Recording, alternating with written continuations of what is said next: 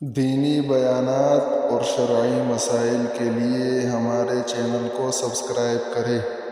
تو پردے کا جو یہ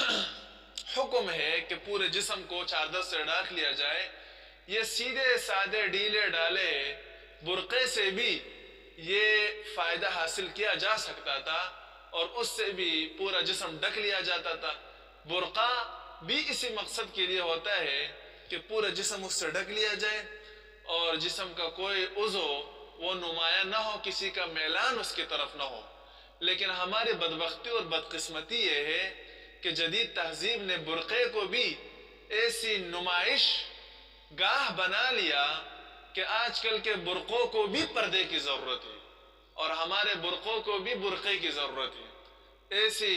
برقعے بنا ڈالے کہ وہ برقع پہن کر بھی جب خاتون باہر نکلتی ہے تو برقعے کے بغیر اس کی طرف اتنا میلان نہیں ہوتا جتنا برقعے کے اندر اس کی طرف میلان ہوتا ہے، اور برقع ایسا تنگ ہوتا ہے کہ پورے جسم کے اعضاء ڈیل ڈول سارے اس کے کھلے نظر آتے ہیں اور سطر سے زیادہ اس کی نمائش ہوتی ہے۔ تو ایسے برقعوں کا استعمال کرنا بھی